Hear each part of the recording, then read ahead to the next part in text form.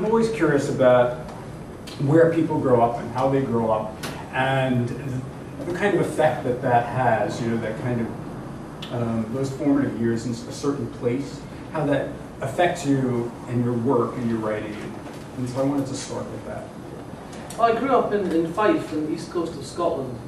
And Fife is an interesting place, the Kingdom of Fife we call it.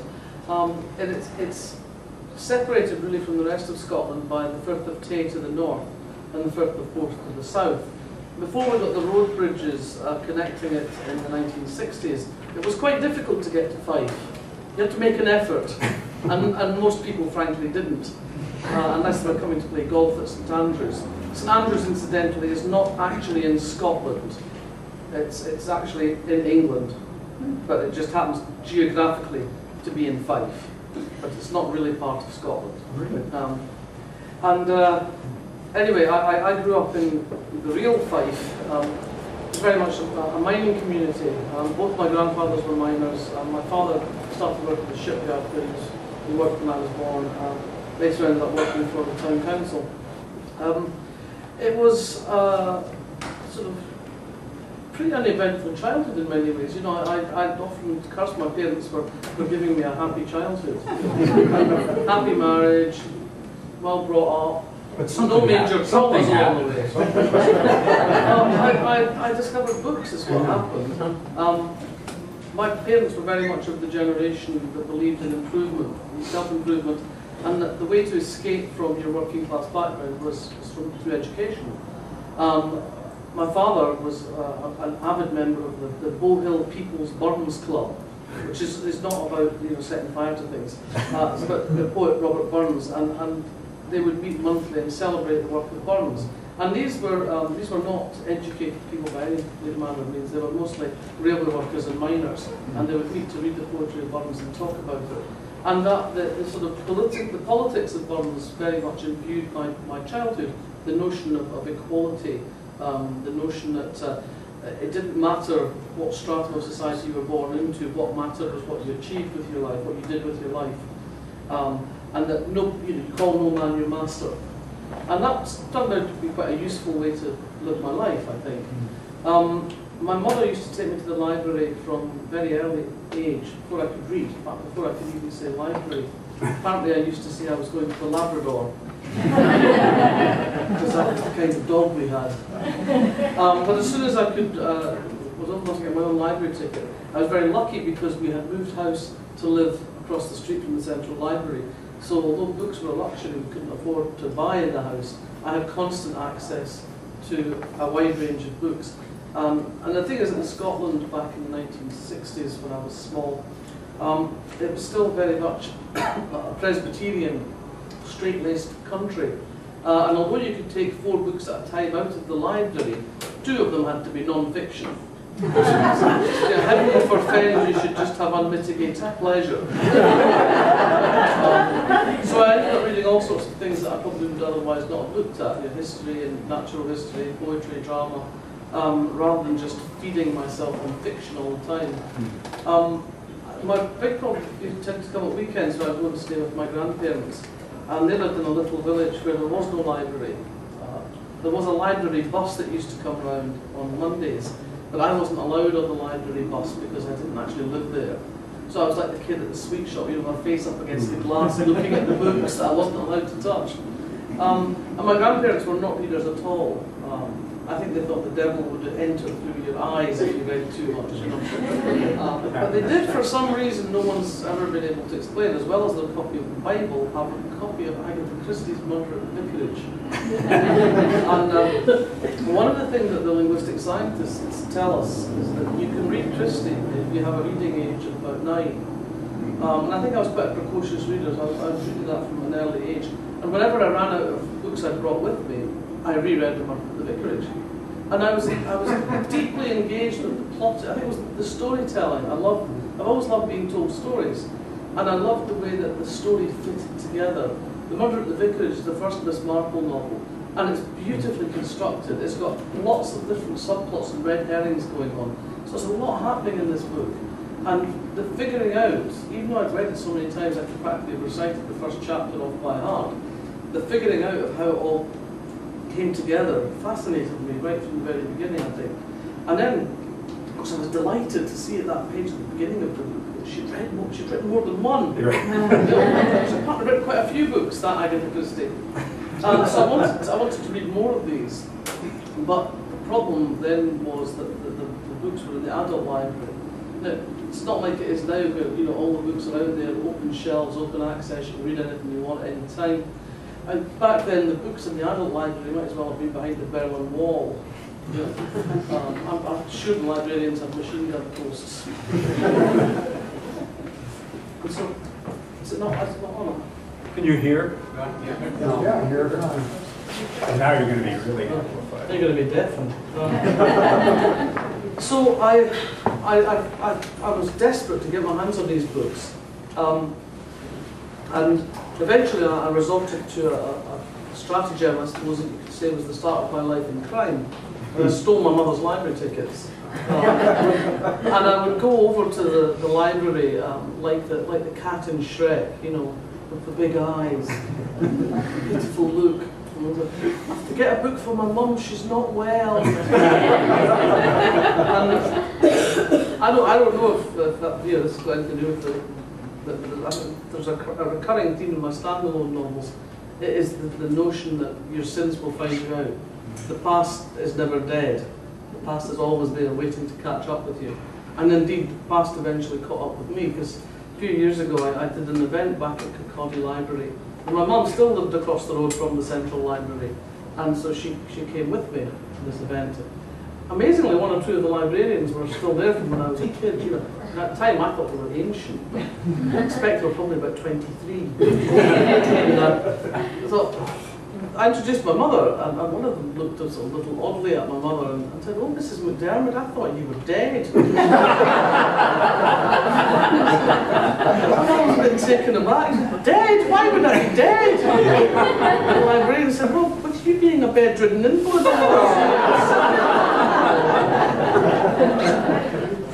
So that was my life. I mean, I got I went to the local school. I got sent to high school a year early because the education committee in Fife was doing an experiment to see what would happen if you took the brightest kids from primary schools a year early and sent them to high school. I have to say it wasn't a very good experiment. It didn't really work very well. It produced me and Gordon Brown. and one or two people who did well. But it meant I was incredibly young when I went to university, and I think, on balance, it probably might have been better if I'd been slightly older. I actually don't want you to stop speaking for a minute, but there were two things. First of all, I'm trying to think of a nerd, like my father getting together with his buddies to go, read and discuss Robert Burns. It's like, no, I can't picture that. The other thing is that I was in a program called SP in New York when I was growing up, Special Progress, so I ended up going to college when I was 16, which is a terrible thing because then, and I lied a lot of times until I wanted to be younger. But, for many years I just had to be older. Anyhow. Yeah, totally. I just turned 17 when I went to Oxford.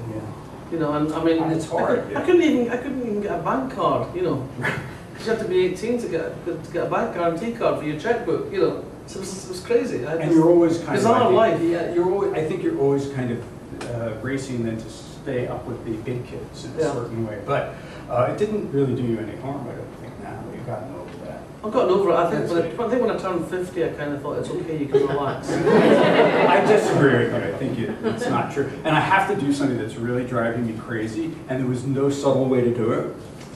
So why didn't I take it out before? Sorry. Very, very classy, right? Oh, yeah. Nice move.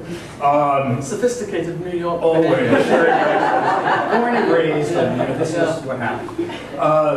It's impressive for us who've not had the benefits of a New York upbringing. I mean, if you want part of this, I'll keep it for later. Thank you. Okay, no, I'll give you a new piece. Skipping ahead to your years as a journalist, it made me think that there are many writers, I can think of crime writers, who have journalism in their background, like Connolly or Lipton, and how, if you felt that was a help to you writing your books. I don't know. I think it's there are some things I took from journalism that were very useful, but they might not necessarily be things that people expect. I suspect that some of us who end up as writers became journalists because we're essentially unemployable. And journalism is very good for the unemployable because it's essentially a non-hierarchical world. And also there's a lot of variety, so you don't get a chance to get quite so bored as you do in a lot of other jobs. But the things that I think I took from journalism were, the first thing, and that's a really important thing, is the sense that it's a job. Writing is a job. It's not a luxury, it's not an indulgence. When the news happens, that's when you have to write the story. You can't go to the news editor and say, I'm not really in the mood to write about the train crash today. You know, I'll do it later in the week. Is that okay? So you can't do that. And so you learn very quickly that you have to get something down on paper. And what I learned was it doesn't matter what's going on in your life, if your cat's died or your lover's left you, you can still get 1,500 words down, and if you get 1,500 words down, you can make it better. And so I've never subscribed to that. I have to wait for the muse to strike. Writing is my job. When I'm in the time of year when I'm writing a book, that's what I have to do. I have to get up in the morning and go to the office and write. And yeah, some days it's horrible. And it takes forever to write 3 sentences, but you've got to do it. And the other thing that journalism gave me was, because I was a news reporter and I did all sorts of stories. I did everything from showbiz celebrity stories to just hard news stories, breaking news stories. And so I had access to a vast range of people's lives. I had the chance to just walk in and out of their lives, the visiting firewoman, and I had all these snapshots of people under pressure, people in extremis, people usually suffering some sort of crisis, but I saw their homes, I saw their places of work, I saw how they behaved under pressure, and it gave me this vast database that I can go back to and access when I'm writing a book, and I can think about how I want a character to react. What kind of house are they going to live in? What kind of office are they going to work in? What kind of job are they doing? All of these things I was fortunate enough to get that privileged access to. So that all just went into the filing cabinet in my head that allows me to draw on for writing character. Yeah, I haven't been, it's hearing that's like amazing to me. I love that, and I feel completely jealous of it, although I do sneak into people's houses. But I think that, the thing is about... But you did your time. You served your time. And you've been... You've been well behaved since. Not really. but I'm going to just move into something else because you started to talk about your process and going to work.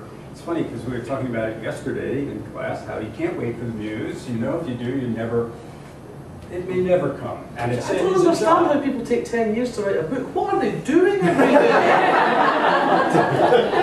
Well, you should go to one of the art colonies and be there with a very serious literary writer and tell them that, yeah, you're working on your 5th book and it's 5 years. I mean, like every year for 5 years, you turn in a book and they look at you like, because it's 5 years in there. Well, you don't have to take 5 years to write a book to write good prose. No, I agree with you. Yes. And there are many people in that other zone who can, But I was going to say, you've written, you said 26 novels. 26 novels. And a book of short stories. You contribute to the paper still. Children's book, don't forget the children's book. I did. That's a great work of literature. Well. That took me about 10 years. So, since you were talking about going to your office and writing, and since there are many writers in the room, I know the writing process is so sexy and exciting sitting, behind your computer. But I like to wear lycra and spangles. I'm picturing it now, and I would never be able to read one of your books without that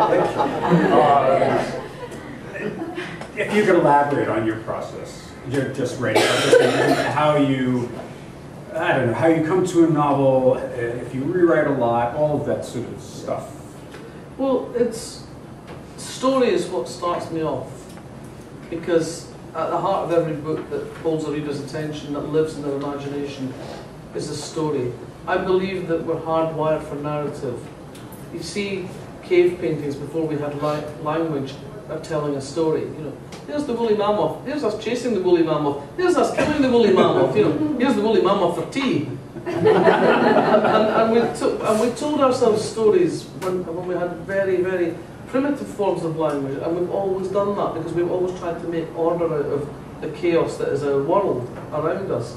And so, for me, it always starts with something that has the potential to be story. It's something that intrigues me, it's something that interests me, it's something that makes me go, that's weird, or that's really interesting, or I didn't know that. And that starts a kind of what-if process. Well, if that's the case, then what if this were to happen? If this is the case, well, what if this were to happen? And it's often very small things. For instance, it might be something that happens to me, it might be an anecdote somebody tells me, it might be a throwaway line in a radio program. But it's something that sets that little ticking going on in my head. You know, for example, this book, The Vanishing Point, the first starting point of this book was probably about 3 or 4 years ago, maybe more than that. I was coming through O'Hare Airport with my son, and I have knee replacements. So I set off the metal detectors, so I'm immediately a suspect terrorist. But at O'Hare, the system they had up until just last year, when they put the rapid scan machines in, was that if you set the thing off and there wasn't a member of staff who could drag herself away from a conversation about last night with a boyfriend with a colleague, you were put into this kind of perspex pen in the middle of the security area to await the attentions of somebody who's going to pat you down and indeed pat you up and warned you to see if you really were a terrorist or just, you know, a middle-aged broad with fake knees. But you're not allowed, I was travelling with my son, and he was about 6 or 7, and you're not allowed to take your child in the box with you. So your child is abandoned, essentially, in a public area, while you're standing there waiting for somebody from the security team to get round to dealing with you. I was standing there watching my son standing by the luggage belt as the carry-on bags came through. And because I have a nasty, devious, twisted mind, I'm thinking, I wonder what would happen if somebody just walked up now and took him by the hand and walked away with him. And that was the starting point for the starting point of the book, where precisely that happens, and the consequences are pretty dire for everyone concerned. But that's the sort of thing that will set me going, that will set me thinking, what can I do with this? What can I make of this? How can I turn this around so that the everyday or something that I don't know about suddenly becomes something else? So it starts with story.